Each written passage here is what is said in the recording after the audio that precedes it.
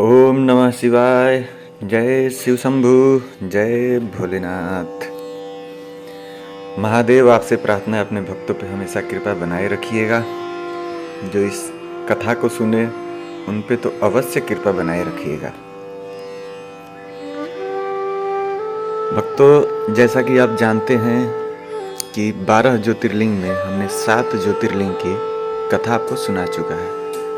आज है 8वीं ज्योतिर्लिंग की कथा सुनाना।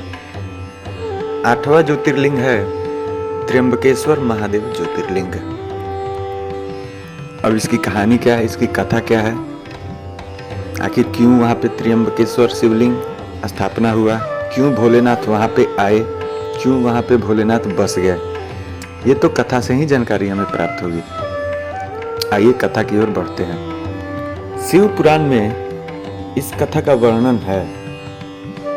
कथा ये है कि एक बार महर्षि गौतम के तपोवन में रहने वाले ब्राह्मणों की पत्नी, जहाँ ऋषि गौतम रहते थे, उनकी पत्नी भी रहती थी अहिल्या, और आसपास में ब्राह्मण लोग भी रहते थे अपने परिवार के साथ।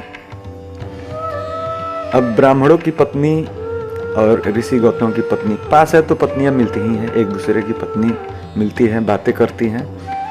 तो ब्राह्मणों की पत्नी और ये पत्नी बैठी थी, बातों बात में कुछ ऐसा हो गया जिससे ब्राह्मणों की पत्नी अहिल्या से नाराज हो गई। गौतम ऋषि की जो पत्नी थी अहिल्या, उनसे नाराज हो गई। अब नाराज होने के लिए उन्होंने अपनी जो उनके पति थे ब्राह्मण लोग, सारी पत्नियां गई, कही कि आप अहिल्या से कुछ भी कीजिए कि उनकी पति को आप एक बार अपमान करवाइए, कुछ भी हो उनके पति का अपमान हो जाए एक बार। ब्राह्मणों ने कहा कि ये तो गलत बात होगा, किसी का अपमान करना, वो एक अच्छे ऋषि हैं, उनका अपमान करना बिल्कुल गलत होगा, ऐसा नहीं करना चाहिए। लेकिन औरत जो थी, पत्नियां, वो तो पत्नी ही थी, जिद पे अड़ गई और कहा कि नहीं, हमें तो यही चाहिए, आप एक बार अपमान करवा दीजिए। फिर ब्राह्मणों ने आपस में सोचा कि ठीक है, इनकी बात मानेंगे, अपमान करवाएंगे। लेकिन उन्होंने सोचा कि ये तो गलत है, तो अपमान ऐसे करवाया जाए कि अपमान में ही गौतम ऋषि का उद्धार हो जाए। अर्थात इनको लगे कि अपमान हुआ है, लेकिन अपमान में गौतम ऋषि का कुछ बड़ा एक उद्धार भी हो जाए, कुछ अच्छा भी हो जाए उनके लिए। ब्राह्मणों ने सोचा कि ऐसा क्या किया जाए कि उनका अपमान हो, लेकिन अपमान में ही उनका कुछ अच्छा हो जाए।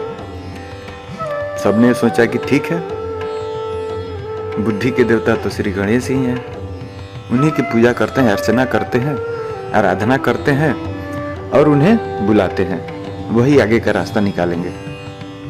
सारे ब्राह्मणों ने पूजा पाठ तप तपस्या किया और श्री गणेश जी को खुश किया। श्री गणेश आ गए। श्री गणेश जी को सारी कथा उन्होंने सुनाई। कहा कि हमारी जो पत्नी है वो चाहती है कि गौतम ऋषि का अपमान हो,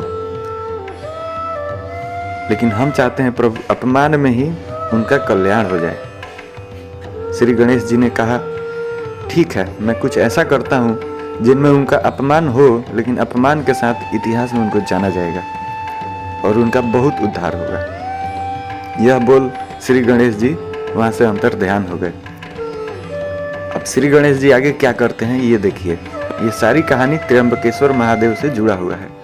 श्री गणेश जी अब क्या करते हैं, एक दुबली पतली बीमार जैसी गाय का रूप धरते हैं और गौतम ऋषि के जो खेत था उनका, जो जिसमें वो फसल उगाते थे, खाते थे, उसी में जाके वो चरने लगे।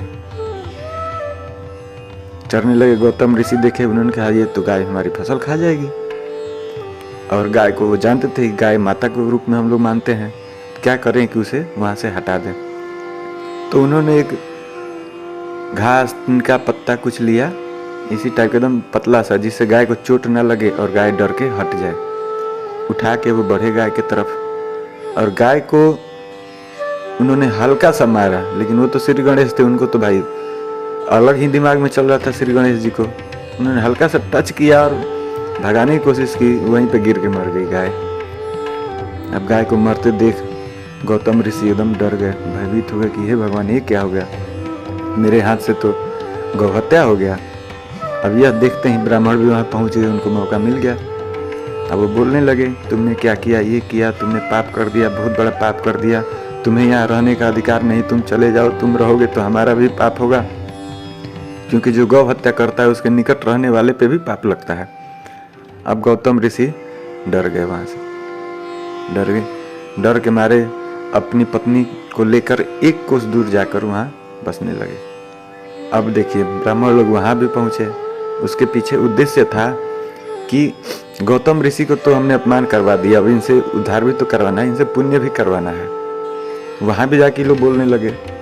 अंत में गौतम ऋषि कहे, हे ब्राह्मण देवता, आप लोग कुछ ऐसा उपाय बताइए जिससे ये गौ हत्या मेरे ऊपर से हट जाए। अब वो जितने ब्राह्मण थे उन्होंने कहा कि तुम्हें यह आश्रम छोड़ के तो दूर आ गए हो, अब तुम्हें ये काम करना होगा जिससे तुम्हें गौ हत्या का पाप हट जाए। गौतम ऋषि ने कहा, बताइए भगवान। तो ब्राह्मणों ने कहा, गौतम तुम अपने पाप को सर्वत्र सबको बताते हुए 3 बार पूरी पृथ्वी की परिक्रमा करो। इसका मतलब आप जानते हैं? ब्राह्मणों ने कहा कि तुम सबको बताते हुए कि मेरे हाथ से गौ हत्या हुआ है, 3 बार पृथ्वी की परिक्रमा करो। इसके पीछे का लॉजिक समझिए, अर्थात कि तुम अपनी इतिहास बताओ, सबको बताओ कि तुमने ऐसा किया, फिर आगे क्या होगा ये तो होगा ही, तुम पहले अपना इतिहास बताओ ताकि तुमको भविष्य में जाना जाए। फिर लौट कर यहाँ 1 महीने तक व्रत करो। 3 बार पृथ्वी की परिक्रमा करने के बाद लौट कर यहाँ आओ और 1 महीने तक व्रत करो। इसके बाद 1 महीने व्रत करने के बाद ब्रह्मगिरी की 101 बार परिक्रमा भी करो, तब तुम्हारी सिद्धि होगी। और यहाँ गंगा जी को लाकर उनके जल से स्नान करके 1 करोड़ पार्थिव शिवलिंग से शिव जी की आराधना करो। अर्थात मिट्टी से अपने हाथों से 1 करोड़ शिवलिंग पार्थिव बनाओ, उसकी आराधना करो। इसके बाद पुनः गंगा जी में स्नान करके इस ब्रह्मगिरी को 11 बार और परिक्रमा करो। इतना ही नहीं, अभी आगे देखिए। फिर उन्होंने कहा, उसके बाद तुम 100 घड़ा पवित्र जल से पार्थिव शिवलिंग को स्नान कराने से उसके बाद तुम्हारा उद्धार होगा। देखिए कितना कठिन काम दिया ब्राह्मण जी ने। अब ब्राह्मण लोगों के अनुसार गौतम ऋषि वो सारे कार्य पूरे करे अपने पत्नी के साथ। सारे काम पूरे करने के बाद उसके बाद भगवान शिव की आराधना करने लगे अपनी पत्नी अहिल्या के साथ। ये सारा लीला शिव देख रहे थे, महादेव, देवाधिदेव महादेव भोलेनाथ ये सारी लीला देख रहे थे। अब तो शिव जी को प्रसन्न होना है बिल्कुल बनता ही है। शिव जी प्रसन्न हुए और प्रकट होकर उन्होंने कहा कि महर्षि गौतम तुमको जो मांगना चाहते हो हमसे मांग लो। तब महर्षि गौतम ने कहा कि हे प्रभु, मुझ पर गौ हत्या का पाप लगा है, आप पहले उसे मुझसे मुक्त कर दे। भगवान शिव ने कहा कि हे गौतम, तुम पे तो पाप कभी लगा ही नहीं, गौ हत्या का अपराध तुम पर छल से लगाया गया था और ये ब्राह्मणों ने लगाया। अगर तुम चाहो तो मैं ब्राह्मणों को दंड देना चाहता हूँ, उन्हें मैं दंड दे दूं अगर तुम चाहो तो। तब गौतम ऋषि ने कहा कि नहीं भोलेनाथ, उन्हीं ब्राह्मणों के कारण आज मुझे आपका दर्शन हुआ है। कहानी देखिए, पाप लगा तो पाप उद्धार भी हुआ, वहां पे शिव जी आए। गौतम ऋषि ने कहा कि नहीं प्रभु, आपका दर्शन प्राप्त हुआ है, इसके कारण वो ब्राह्मण ही हैं। अब उन्हें मेरा परमाहित समझकर, मतलब वो मेरा हित चाहने वाले थे, ये समझकर आप उन पे क्रोध न करें और उन्हें क्षमा कर दें। यह देख बहुत से ऋषि मुनि और देवता भी वहां पे पहुंच गए। गौतम की बात का अनुमोदन करते हुए भगवान शिव से सदा वहां निवास करने की प्रार्थना की गौतम ने।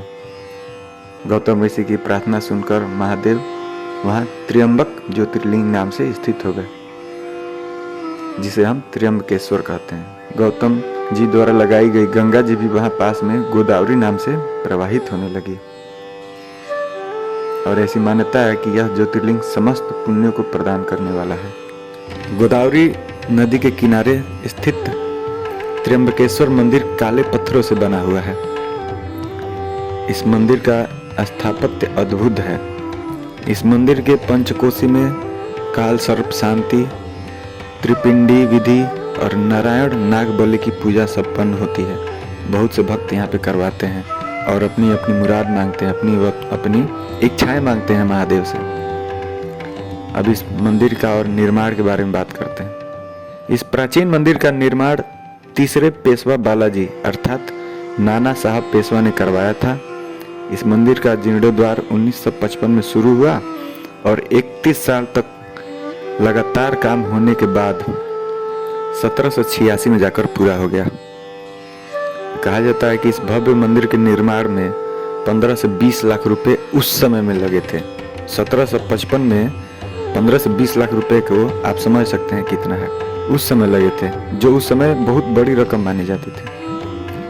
और इस त्र्यंबकेश्वर मंदिर की एक और मान्यता है कि उज्जैन और ओमकारेश्वर की ही तरह त्र्यंबकेश्वर महाराज को इस गांव का राजा माना जाता है।